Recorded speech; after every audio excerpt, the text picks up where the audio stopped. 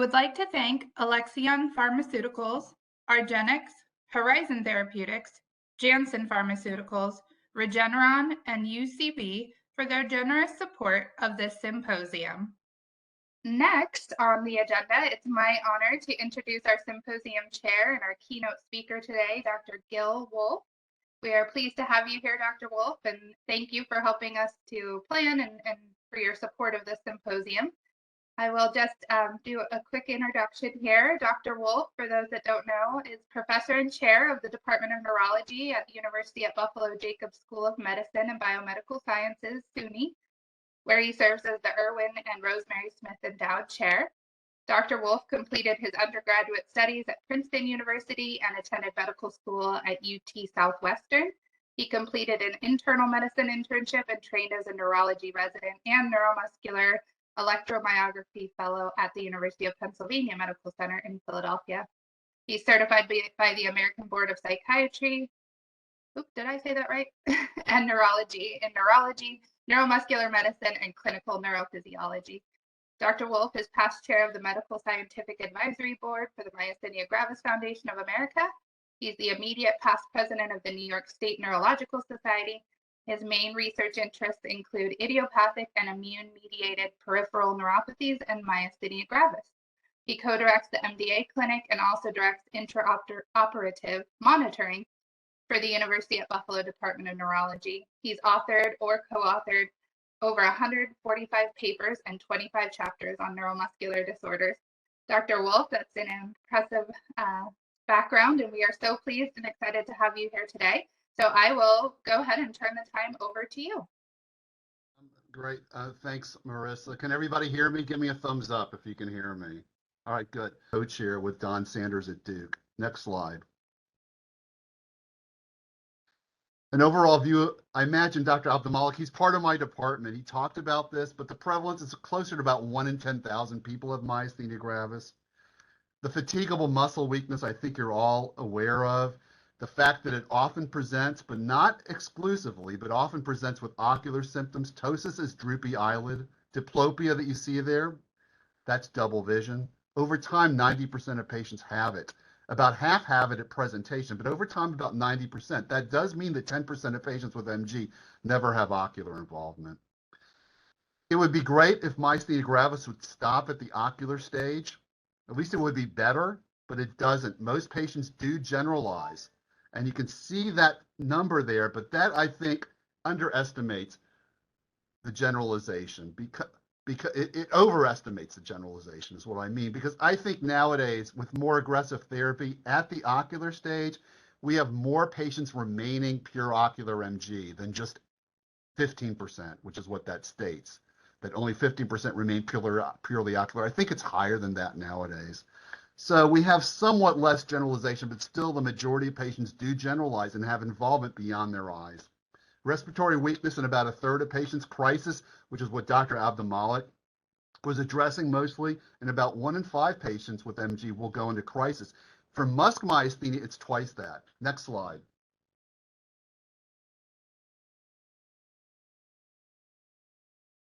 So this is just to give you an indication of how we've done over time with myasthenia gravis. The proportion of patients who died related to the disease has gone down from the 30% range, say, a half century ago, to really now it's 5% or less. This is data from Dr. Grove's decades of experience with myasthenia gravis.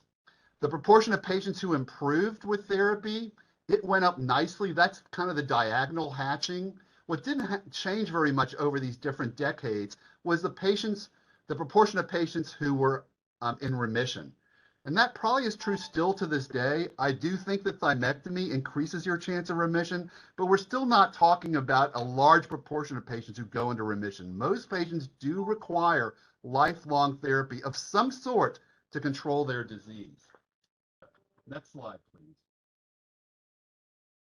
Now this is a more recent look at how patients do over time from the Austrian group. They looked at 200 patients since 2000, and what you can see here is the proportion of patients on the right, so increasing, going up on this y-axis, which is the vertical axis, is good, because that means Those are the patient proportions that went into minimal manifestation status. What does that mean? MMS. What does that mean? It means you can do pretty much everything you want to do in life, at work, socially, for your family. You may have a little bit of weakness we can pick up on a careful neuromuscular exam, but you really are doing things that you want to be able to do. And you can see for all these different subpopulations of myasthenia gravis, whether you were seronegative, which is in red, or whether you were MuSK, which is in green, they all improve nicely.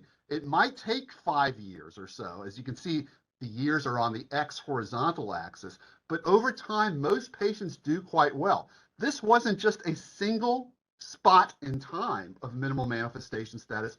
This required them to have it for at least 12 months. They went at least 12 months and stayed in that state. You can see some other data here on the left side. 9 deaths. That was very similar with Austrian mortality rates for this aged group with myasthenia gravis. So death increases were not seen with myasthenia gravis. The mean time, by the way, the median time, I should say, to get into minimal manifestation status was about 2.5 years, 30.9 months. Okay, but again, the point I want to get across here is the majority of patients, no matter the subtype of myasthenia that you have, whether it's MuSK, whether it's seronegative, whether you have thymoma, which is in yellow, the majority are able to have a sustained positive, favorable outcome. Next slide, please.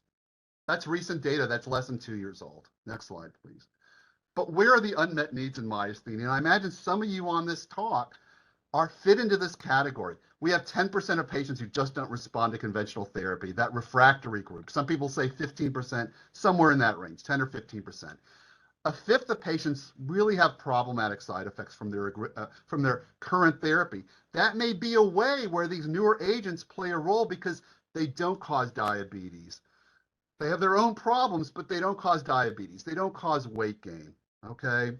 They don't cause sleep disturbance as far as I know. They do increase the risk of infection. We have to watch for that, but they have what I think you might argue is a better side effect profile than a lot of our conventional agents, especially steroids, which are a mess to try to be on long-term at even medium doses. Steroids will cause side effects, okay?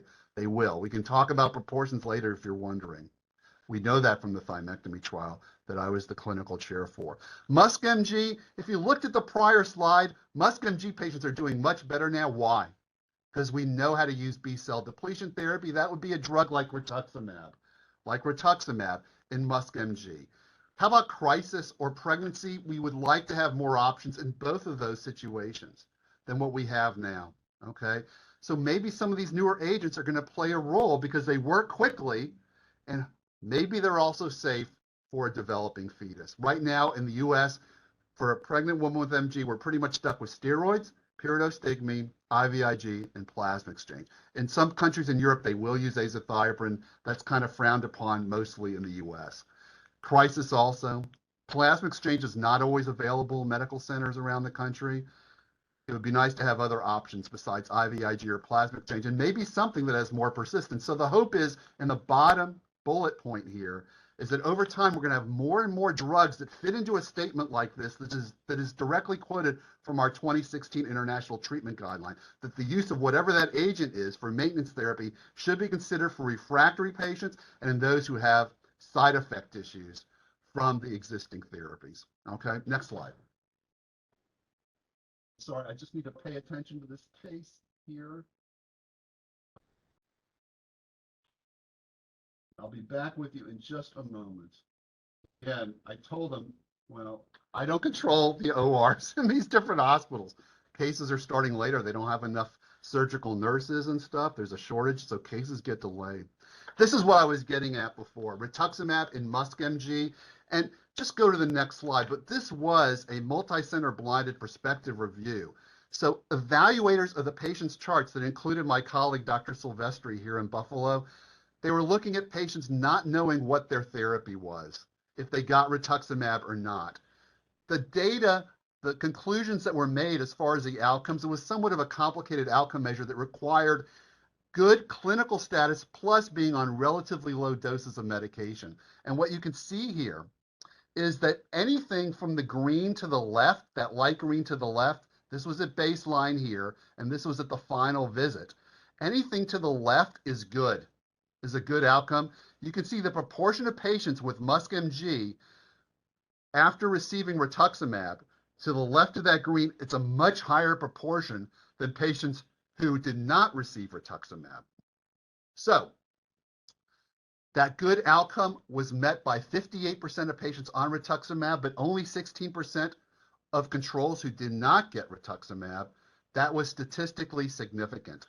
There were other outcomes too that favored rituximab. For instance, under 30% of patients still were on prednisone at the last visit versus 3/4 of patients if they did not get rituximab. B-cell depletion, which is what rituximab does, it knocks out your B cells, seems to work really well in MuSK-MG.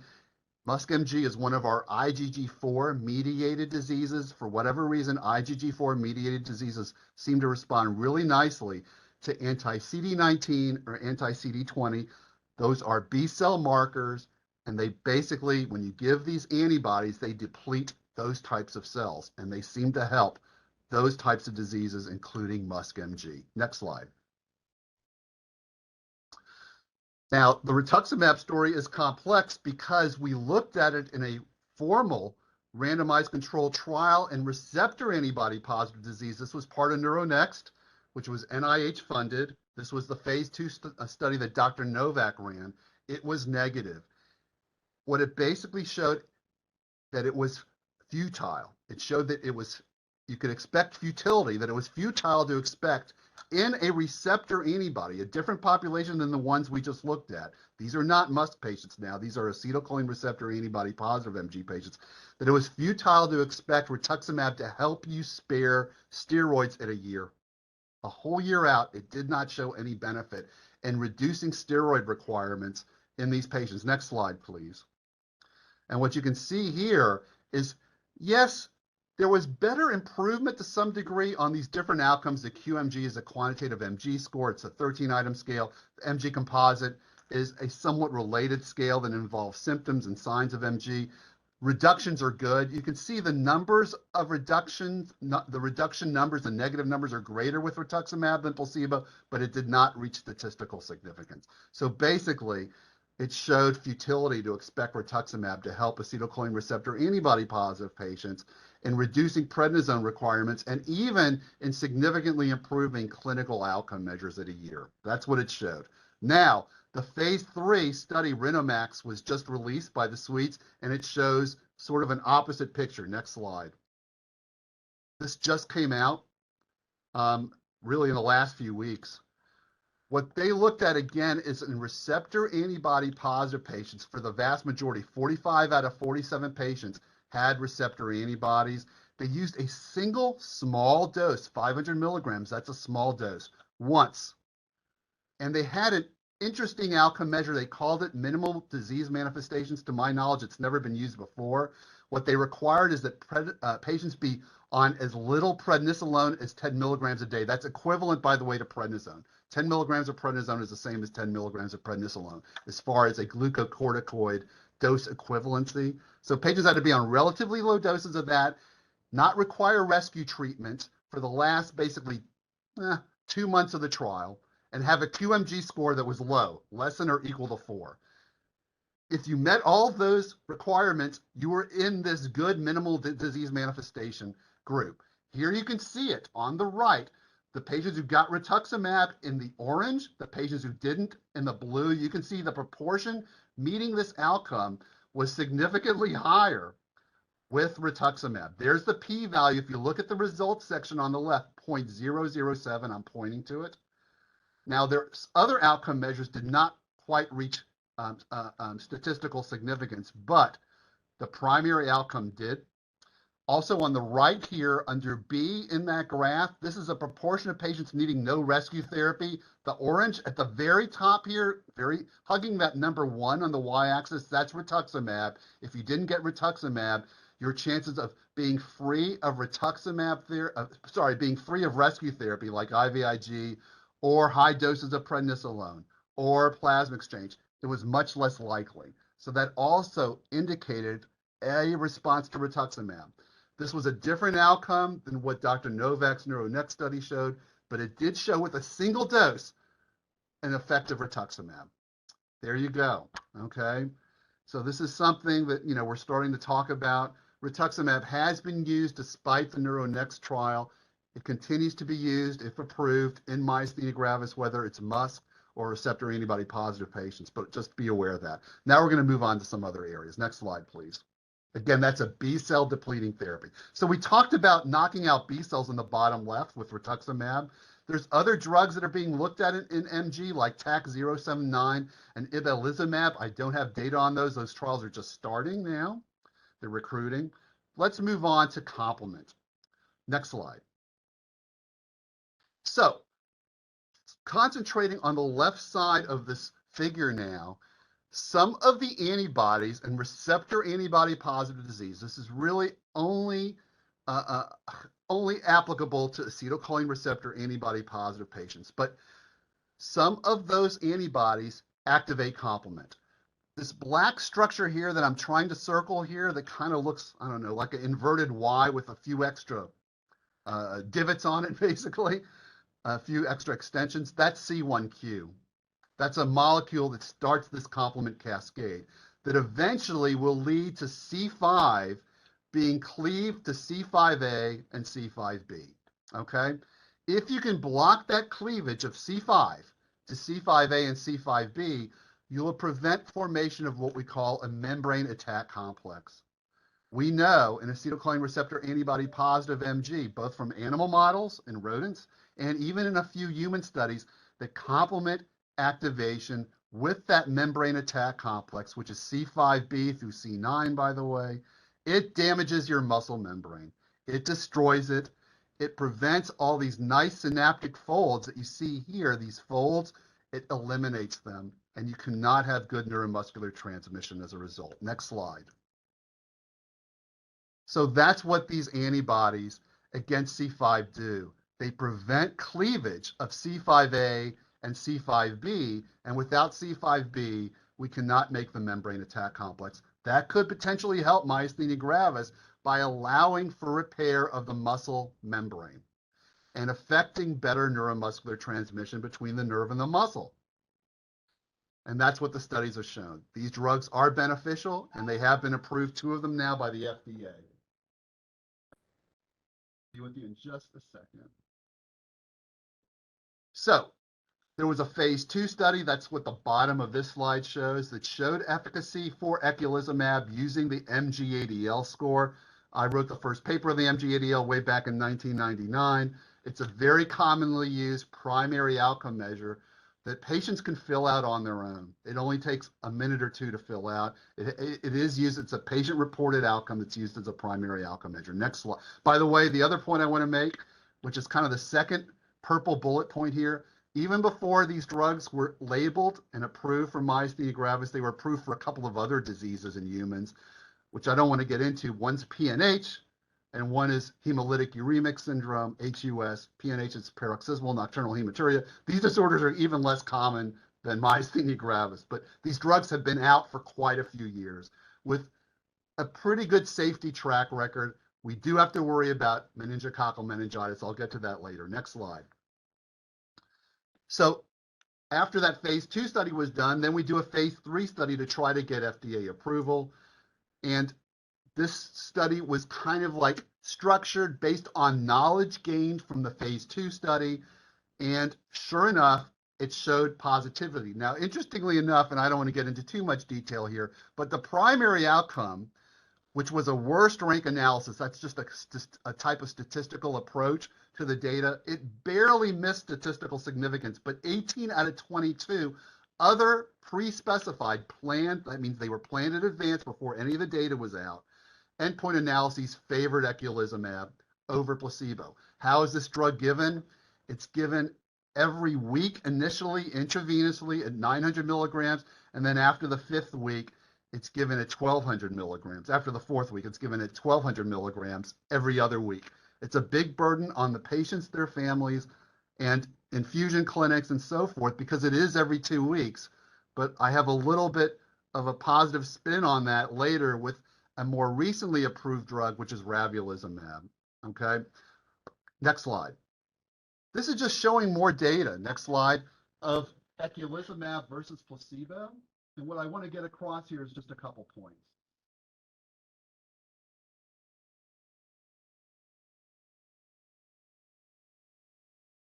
So here you're going to see this type of slide. We call it a Christmas tree or responder analysis plot. In blue, here are the proportions of patients with different reductions in, say, the MG-ADL or the QMG. And I think you can appreciate here versus placebo in red, there was a higher proportion of patients receiving eculizumab that met these different thresholds of improvements in these outcome measures. Again, the MG-ADL was a primary, the QMG was a secondary outcome measure. You'll see this with some of the other drugs as well. So if you see it with larger bars, wider bars for the active drug versus a placebo, that implies that we're seeing a response to this medication based on these outcome measures. Next slide. Those were statistically significant. The other point I'm going to make, because you'll see this type of pattern again, here on the left side with the red and the blue separated, that's the placebo-controlled parts of these trials. They generally last 6 months. Then the patients who are on placebo in the red are allowed to cross over to the active drug. That's called an open label extension. So just like we saw a very quick response here initially at time 0, say to week 2 or 4 here for these different outcome measures, there's 4 different outcome measures here on the left. When you cross over the patients to placebo, there is a placebo response. You can see them, they improved a little bit too. You know, the curve is coming down, but once you put them on active drug, a very quick drop. That red line just plummets down. Very quick responses. It's very nice to see that, okay? Oh, just excuse me for 1 second. I just get pummeled from all sides. Okay, so it's very nice to see that in the open label. Realize these evaluations, the evaluator does not know what the patient's treatment experience had been. They know here that they're on eculizumab, but they're kind of blinded on what they are blinded to what their prior treatment had been. So they're evaluating and filling out these forms on these outcome measures in a blinded fashion. So it's really nice to see that. On the right here, you can see things that are real life changes for patients with MG. Exacerbations, the need for rescue treatment like plasma exchange or IVIG, the need for a hospitalization. You can see compared to baseline in the dark blue, the light blue is eculizumab. You can see they come down very, very nicely. Or versus placebo, these rates of these real life things that you worry about, you know, on a Friday evening. You know, am I going to make it through the week and I'm having increased symptoms? Do I need to go to the hospital? Do I need to go to the ER? Can I reach my doctor? Can I reach Dr. Wolfe or whoever? With eculizumab, we saw a reduced frequency of these types of real life worries and anxieties in MG. Next slide, please. I'm so glad we got the slides going. This just shows you the side effects that you can see over time. The biggest ones tend to be headache, nasopharyngitis, stuffy nose, a sore throat potentially. Those are the most common ones that you see. Now realize when you block complement and you block formation of the membrane attack complex, you also can impair your ability to fight certain bacteria, specifically encapsulated bacteria. And the big one here is meningococcus, which can cause meningitis and be fatal. That is why you have to get vaccinated for meningococcal meningitis at least 2 weeks before you start any of these drugs. And you've got to continue with the vaccination schedule, including boosters, as long as you're taking these types of agents, okay?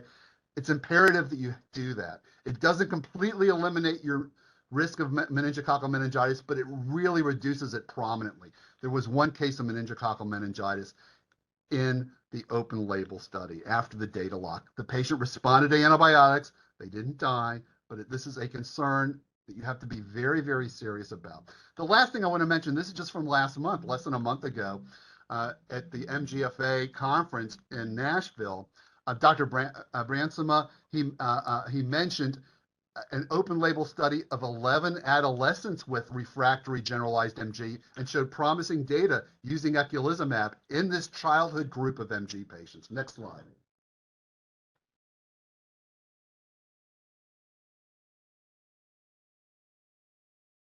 Okay.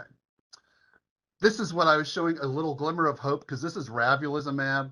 It's very similar to eculizumab. I think it's just 4 amino acid changes, but what those changes do is it makes it have a much longer half-life. So instead of every 2 weeks, prolonged administration with eculizumab, it's only every 2 months. You're going from 26 infusions a year to 6 or 7. Much easier, all right?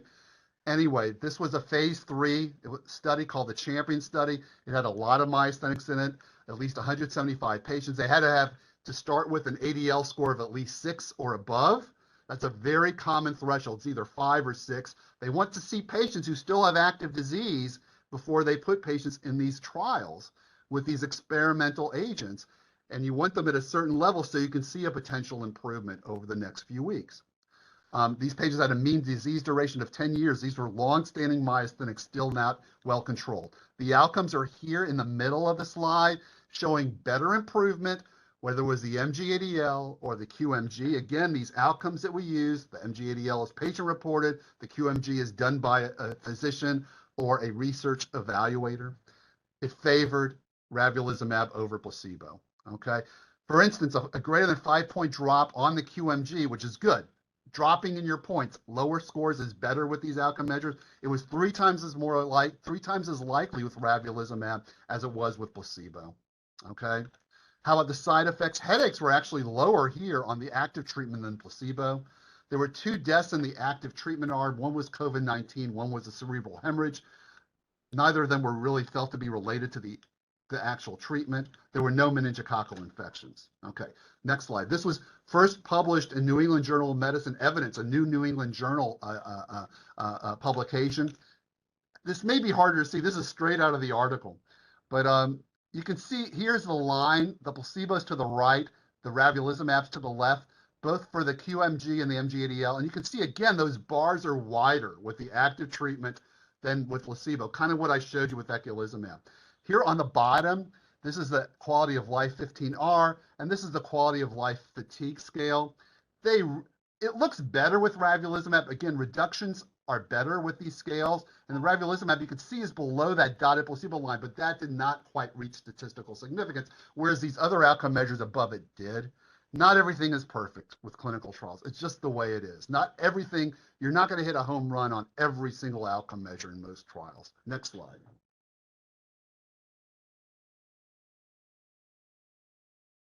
My apologies again for just having to pay attention to this.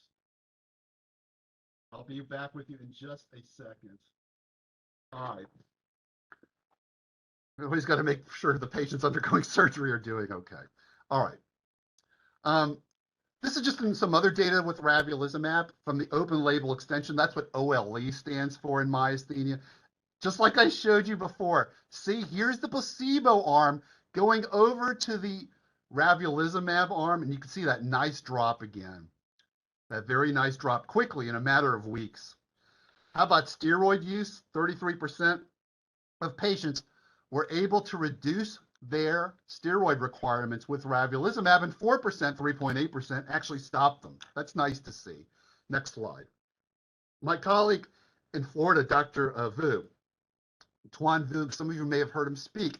He was the first author on this New England Journal of Medicine evidence article. Here's some more data, kind of clinical deterioration events, kind of like what I showed you before, whether you got ravulizumab or not.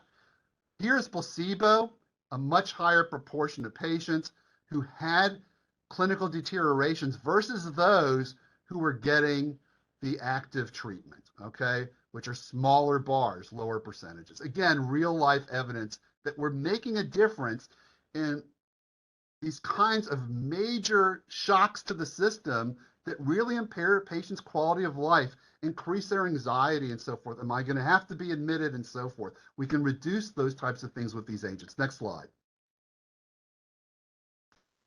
Another complement 5 inhibitor. Instead of being given intravenously, this is just a shot, a single shot. It's called zilucoplan.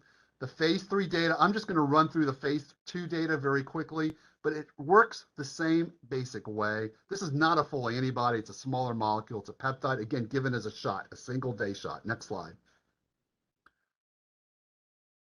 These again were tough MG patients who went into this phase 2 trial.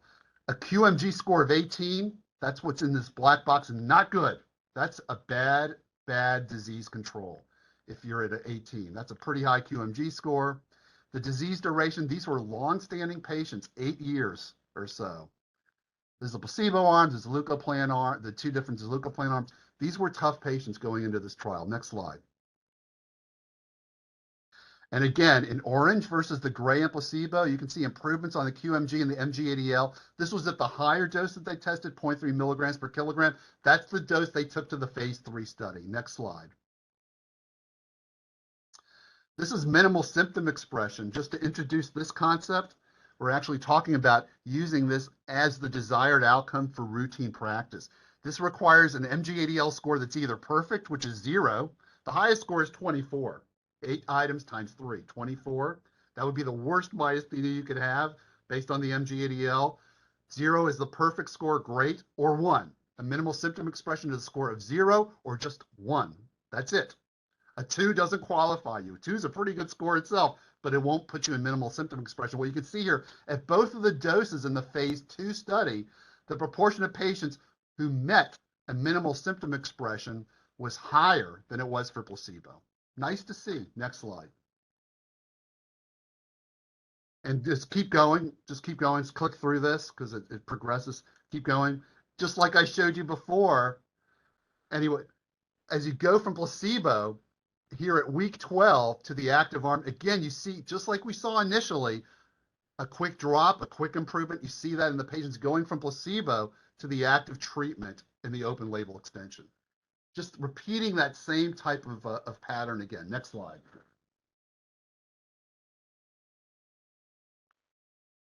All right, this was the safety profile. What I want to point out here is the top row, basically. Those patients needing rescue therapy with IVIG or plasma exchange at the highest dose. Here that's circled at the 0.3 milligram per kilogram, it's also in red. None. 0% versus 20% if you got placebo in this initial about 3 months of the trial. Yeah, we can reduce that need for rescue therapy. Pretty well tolerated. The phase 3 study, as you can see here on the bottom, I have the data on the next slide. It met all its primary and secondary outcomes. That was just reported earlier this year. Next slide. And this is the data. Again, a big trial. My thymectomy trial was 126 patients. This was 175, basically. 0.3 milligrams per kilogram, just a sub-Q shot every day versus placebo for 12 weeks. Here in the middle, you can see the results. A greater reduction with zilucoplan versus placebo. That was statistically significant. That's what that 0.003 number means. The secondary outcomes also hit statistical significance for placebo, including the quality of life 15R. The headache rates were 15% in both arms. There was 1 death in each arm, cerebral bleed on placebo, and COVID-19. These trials were done during COVID-19. Somehow we kept these trials going. The recruitment was a little bit slower than we would have liked, perhaps, but we kept the trials going.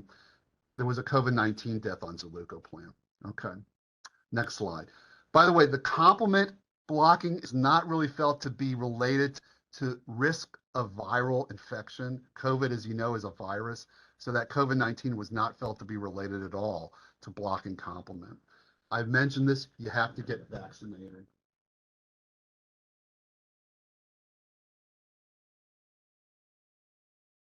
Okay. So there's both the ACWY serogroup, that's the quadrivalent. It covers those 4 different serogroups of meningococcus, and then there's a meningococcal B vaccine. There's several different types of each one. You cannot mix the meningococcal B vaccines. You could potentially mix the quadrivalent. You should get both. In this country, both are available. Just like we're dealing with COVID, there's an initial series separated by a few months, which is anywhere from 2 to 3 doses, and then you got to get boosters. The boosters aren't as frequent, at least, as they are with COVID, which seems to be every 4 to 6 months. I just got another. I hope you all got your last COVID booster in the last few weeks. I did. Here, the boosters are somewhere around every 2 to 5 years, depending on the specific vaccine. But as long as you're on these agents, you're going to have to stay boosted. You're going to have to stay on top of that with your doctor. Next slide.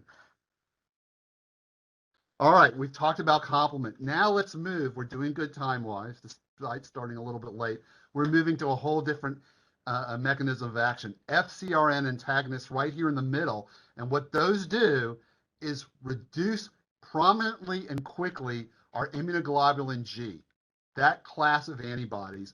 And we know that myasthenia gravis, all forms are IgG mediated as far as we know so far, whether it's IgG1 or 3 or 2 or 4, they're all IgG mediated in some fashion. So if we globally reduce IgG levels, thereby reducing the antibodies that cause myasthenia gravis, maybe we'll help the disease. And sure enough, that's what we've seen. Next slide, please. So this is how these drugs work. This is a fairly simple schematic. I'm going to try to work you through that. This is a cell, an endothelial cell in our blood vessels that line our blood vessels, okay, endothelial cells. They have a recycling mechanism just for IgG, not for the other forms of immunoglobulin like IgM and IgA. It doesn't work for those. It only works for IgG. What this does is it makes the half-life of IgG much longer. It's a matter of a few weeks as opposed to just a couple of days for other forms of antibodies. So IgG, the recycling works this way. IgG binds to these orange and red structures, which is the neonatal Fc receptor. That's what FcRn stands for, the neonatal Fc receptor. If they bind, they end up getting recycled out here, back into the circulation. If they don't bind, if you block that binding, say with a molecule that has extraordinarily tight affinity, it binds very tightly, even better than native IgG does to this neonatal Fc receptor, then the IgG is unbound, and you'll end up here in the bottom left with that IgG being unbound. It gets degraded in the lysosome. That is how these molecules work. There's a bunch of them being tested. One, efgartigimod, is already approved, and we've already been using it in myasthenia gravis. A lot of my colleagues have as well. By the way, albumin gets recycled also this way. That's how you keep albumin going longer in your bloodstream. Next slide. So just some interesting background, and I wrote a review with some colleagues that was published last year in the Journal of Neurological Science. You don't need to know too much of this, but these receptors were actually initially isolated in epithelial cells in neonatal rats that allowed a transport of IgG from the mother rat's milk to the baby rats. Okay, that's how it was first discovered, in that actual mechanism. And so it allowed transport of IgG to help the babies, rats, have protection against infection. It's widely expressed in a lot of different cells, not just like the endothelial cells that I showed you, but spleen, lymphatics, liver, lung, all contain neonatal Fc receptors. And the FcRn, this neonatal Fc interaction with IgG, is in an acidic environment. That means a pH less than 6.5. It's an acidic environment that allows this interaction to occur for recycling. What this does, it makes your IgG half-life, it lasts 23 days on average, as opposed to just 5 or 6 days, say, for IgA or IgM. IgG lasts longer. If we can block this mechanism, we will not salvage, not rescue IgG. It's going to get degraded. That's the point of these treatments, is to degrade IgG, to knock it down. Next slide.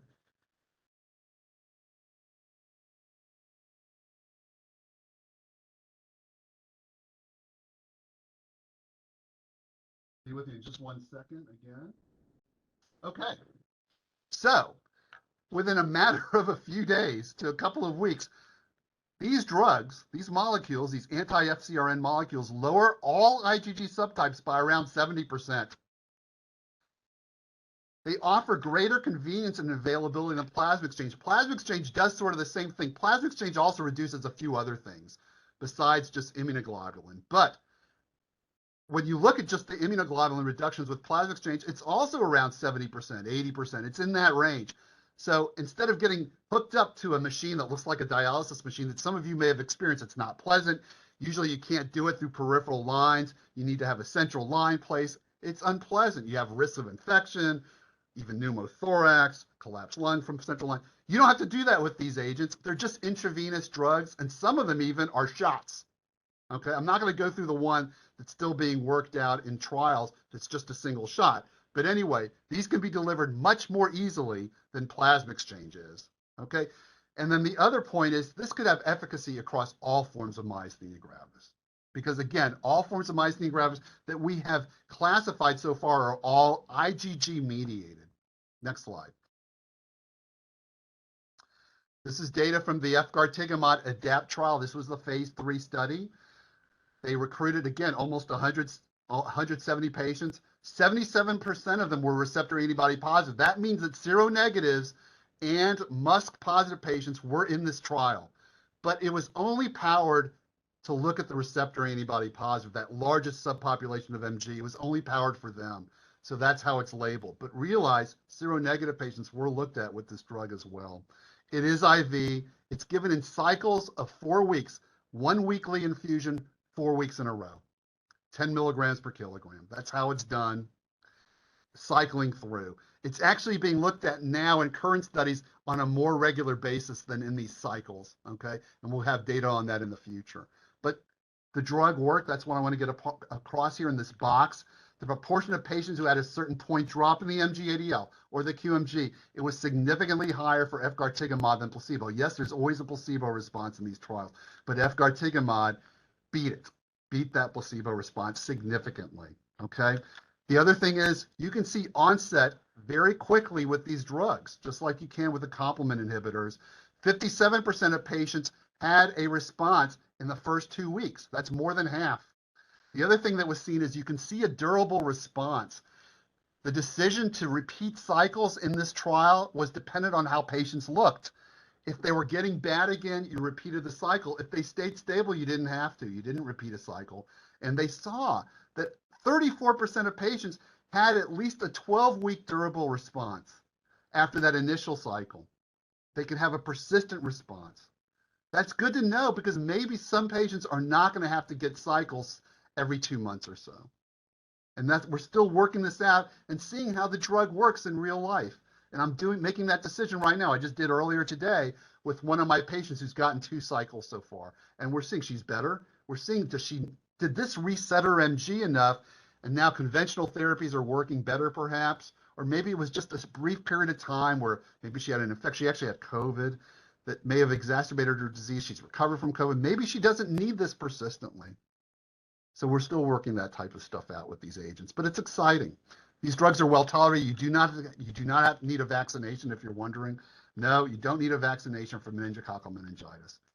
We do worry though about infection. The infection rates are somewhat higher with the active drug than placebo because we're dropping IgG, and IgG is there in general to help you fight infections. So that is of some concern, but it hasn't been a dramatic issue with infections. Next slide. This is data like I showed you before. In yellow is the active drug, placebo is in gray. These are different point reductions, different levels of improvement on these scales. And again, you can see really the efgartigimod predominating with wider bars than placebo. Next slide. Here's some of the side effects I mentioned. Things like upper respiratory infection, that's what URI and UTI about halfway or 2/3 of the way down this table. Yeah, the rates were about 2-fold what you saw in placebo. 10% say versus 5%. Yes, not a high percentage, but it is something we have to watch for.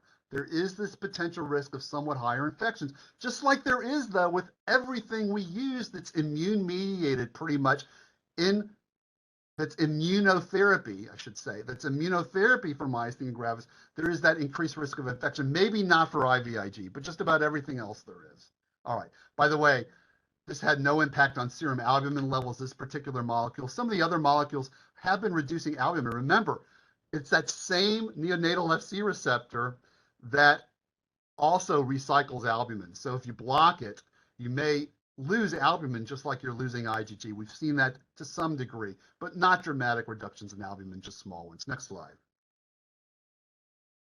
So it got FDA approval last year, right around Christmas time. It's only powered it was only powered for adult acetylcholine receptor antibody positive generalized patients. And so it's again labeled for these cycles. The safety of a repeat cycle within 50 days of the start of the prior cycle is unknown. So it's recommended that you do wait. You're basically a month on, a month off is how it's cycled, okay? You want to delay if there is an active infection. And again, there is that risk of respiratory urinary tract infections. The other thing that was somewhat higher than 10% was headache risk. Next slide. Here's another agent, works the same way. These are subcutaneous infusions, not into the vein, but just subcutaneous. This was the phase 3 my curing study with rozanolixizumab. A lot of us call it Rosamab, although I'm pretty good at saying rozanolixizumab, but it's a long name. Again, positive results based on the MG-ADL score, at a bunch of at 2 different types of doses, either 7 milligrams per kilogram or 10 milligrams per kilogram. They did see efficacy, okay, versus placebo. Here's the headache rates. Yeah, there was headache mostly after the very first dose, and then it seemed to go down after that. This is, again, given weekly, just like efgartigimod is. So yes, there's a risk of headache. SAEs, that's severe adverse events, was actually lower for some of the active arms than placebo, okay? Or the same, I shouldn't say lower, 5%. It was somewhat higher for the higher dose and then 5% for placebo. So 5% at the lower dose, 19% at the higher dose. There was no serious infection in the active arms, by the way, just mild infections, no deaths. Next slide. This was just presented last month. So that's the talk, at least talking about individual agents. Those are the agents that have gone through phase 3 trials so far. We're waiting on phase 3 data for some of the others, but this chart shows you the excitement that's going on, not just in MG, but in related disorders like inflammatory neuropathy, CIDP, or inflammatory myopathies. These drugs are being looked at in these agents as well, okay? Again, specifically for the anti-FcRns, they could have wide applicability across any disease state in humans that's IgG mediated because they drop IgG across the board, as I mentioned before. Here's a couple of B cell depleting type therapies up here at the top. Some of them do more than just block B cell activity. They also have T cell related suppression as well. And we'll see where these go. But there's a lot of phase 2 and phase 3 studies that are underway in myasthenia gravis and other disease states. Next slide. Where do we use these agents? This is just a brief summary. Refractory patients, obviously. And in fact, it was very refractory patients who were in the eculizumab trial program. So clearly a role in patients who don't respond to conventional therapy. How about, it was asked, I think, before, are these newer agents going to be effective in exacerbations and crisis? They have rapid onset. The caveat with the complement inhibitors is you got to vaccinate. And you really want that vaccine there 2 weeks before you start drug. And you don't want to wait 2 weeks if a patient's in crisis. You can give prophylactic antibiotics as you're waiting for the vaccine to take hold. I have not done that in my practice yet. It is something you could do. If that's going to be done, one of the prophylactic antibiotics for meningococcal meningitis is ciprofloxacin. You can't use Cipro in a myasthenic. It will make a myasthenic potentially worse. So you have to use penicillin or 3rd generation cephalosporins. All right, just that caution. That's why I have a void in red to be aware of that. But the best practice is really to wait the 2 weeks. But you don't have to do that with the neonatal FC receptor antagonists. So that is a potential role. How about steroid sparing? We use IVIG a lot as a steroid sparer in a way. So we could use these agents as bridge therapies to reduce our need for prednisone, to reduce side effects from prednisone as we're waiting for things like azathioprine or mycophenolate or methotrexate or tacrolimus, those steroid-sparing immunosuppressants that take a while for them to work. We could use these newer agents as a bridge therapy, waiting for those agents to take hold. Next slide. These are expensive drugs. This is ICER. You may have heard of it. It's the Institute for Clinical and Economic Review. And they base what a drug should cost on whether it gives somebody a quality life year gained. A quality life year is set at somewhere between $100,000 and $150,000. That's what our quality life years are worth as humans. You may disagree with it, but that's what they base things on. It's not crazy. Yeah, a quality life for 1 year for a human, yeah, $150,000. I don't think it's too crazy. All right. That would make a life of 70 years worth about 10 million if you do the multiplication. a human life. There you go. Um, what they look at is return of function, lower adverse events, okay, and longer life. That's what they're trying to calculate based on the data from the trials. These are the market costs of, say, eculizumab and efgartigimod. It's in the hundreds of thousands of dollars, more than a nice house in many communities. This is what ICER targets their value at based on this quality of life year. The one before the diagonal slant is for $100,000 thresholds, and on the right is for $150,000 quality life year value. Much less than 10% of what the drugs actually cost. Drugs are expensive. These newer drugs are expensive. Next slide. These are the US costs, by the way. And I'm going to just finish up, and it's not even 5 yet, and we're going to start the roundtable at 5:15 and have an hour discussion. So a lot of your questions we're going to answer then, but I'll have some time for questions, a few even before that. Realize we have international consensus treatment guidelines. This is using a very formalized, what's called the RAND Corporation, UCLA, the RAND UCLA methodology, okay? And this is an international panel. The first panel did not have a South American representative, but now we do have one, Gabriel Sea, who's my colleague in Santiago, Chile. But we have Asia represented, Canada's on it, Europe obviously is on it, and so forth.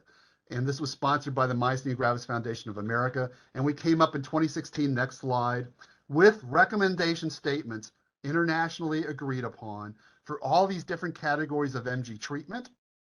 And then in 2020, we updated it. And next slide, this is my last slide, I believe. These were the categories for the 2020 update. We had to update the thymectomy statements because the thymectomy trial data, which I was intimately involved with, came out in 2016 after the very first rendition of this treatment guidance. We had eculizumab on there for the first time. Eculizumab was not available in 2016 and only became available in 2017. We had comments about rituximab, methotrexate trials had come out in the interim, so we had some comments about that.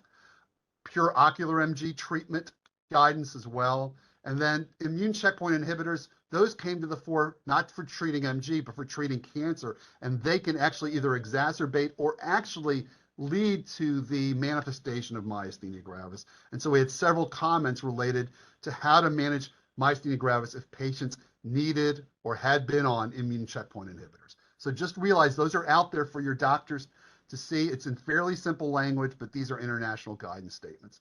And next slide, I think that's the last slide. Yes, that's the last slide. Great. So we did okay despite the delay. I'm sorry. I'm not sure exactly what, it's probably something on my end, but I'm not sure. But I'm glad we got to them, and Marissa was able to load them, and we've got through the whole talk. I know that's a lot of information, but I hope I got across how exciting this field is. More exciting than it's been throughout my 30-year career. We have more trials going. It makes it harder to recruit because there's so many competing trials. But anyway, it's generally a good thing to have quickly acting drugs that have better safety profiles than our existing therapies so far. So with that, I will stop. Thank you so much, Dr. Wolfe. Sure. Incredible presentation. Your knowledge is incredible. Let's see, there were a couple questions that came in. Have you seen any significant changes with MG patients post-COVID-19, energy levels, and those MG patients without COVID? So sort of the question is getting at, do you see long COVID commonly in MG patients? The proportion of patients who have really long COVID is somewhere around 10% in the general population. I don't think it's any higher in MG patients. I have seen COVID, like that patient I described who's on efgartigimod. I think the COVID-19 infection did trigger infections. These are the two most common triggers of worsening MG. Infection, no matter the type, viral, bacterial, fungal, and noncompliance with medications. Those are the two most common reasons for a patient to exacerbate, potentially even to go into crisis. I'm not surprised that we've seen exacerbations with COVID-19. Most of those patients end up doing okay. They recover from COVID-19. We're more aggressive with our treatment. We get them through. Is there a more persistent fatigue thing? I haven't really seen it in my population. I've had like 3 or 4 of my MG patients get COVID. You know, they estimate 70% of the Americans have gotten COVID now, something like that. 70. I keep testing negative, even though I think I've had it a few times, but every time I've checked, I've been negative. But the vast majority of people have gotten COVID. But I don't think it's going to single out MG specifically for long COVID. But some MG patients will, fall into that 10% basically. Yeah. And treating long COVID is not easy. There's not a specific therapy for it. Yeah. It's really Another, crucial to be vaccinated. The vaccines are safe if you have MG. Get the boosters, especially if you're over, say, age 50. The, the data on MG exacerbations from the vaccine is really poor. Get the vaccine. The chance of you having worsening of MG because you actually get COVID, the infection itself, is much higher than having a worsening because you got a vaccine. All right, next slide. Not next slide, next question. next question. Many of the treatments that you mentioned are for AChR positive. What about us seronegative folks? Oh, I wish we had a trial just to seronegatives, but we don't. But I can tell you, we're designing an ocular MG trial. Pure ocular MG, half of patients are seronegative. And so we're going to do a trial to address that half of the population. We're going to allow seronegatives heavily into that trial. Do you realize the FcRn inhibitor drugs, many of them have allowed seronegative patients in the trial. We have seen data that looks like a response. It may not be as clear as the receptor antibody positive group, but we had a lot fewer patients to work with in the seronegative group. We're talking about 10 or 15 patients instead of, say, 70 or so in each treatment arm. The seronegatives were just much less commonly recruited. The drug has gotten approved by insurers. It's not labeled that way, but some of my colleagues have gotten their seronegative patients who were struggling access to efgartigimod. You have to fight a little bit more because it's not labeled specifically in that population. There is no reason to really think that a seronegative patient would be exclusively resistant to that drug. I think many seronegative patients actually have receptor antibodies. It's just in the radioimmunoassays that we use to pick up the antibodies most conventionally, they're too low affinity to be picked up, whereas you would pick them up in sort of research type assays, which are what we call cell-based assays. So a lot of the seronegatives are actually acetylcholine receptor antibody positive anyway. And so you would think that they would respond just as well as a patient who is positive on our conventional assays. So yeah, there is hope, and seronegatives should not be excluded, at least from the neonatal Fc receptor treatments. It's a harder argument, I think, with the complement 5 inhibitors because of that risk of meningitis and because of the fact that we really want to know that patients are receptor antibody positive when we're giving those drugs because those are IgG1 and IgG3 antibodies that make up the acetylcholine receptor antibody population mostly, and it's only those IgG types that activate complement. I've heard of people talking about giving these agents and seronegatives the complement inhibitors, but I have not done that yet myself. And I think the insurers are pushing back a little bit more in that group. Next slide. Next question.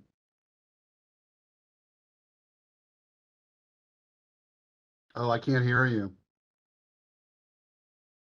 There we go. Okay.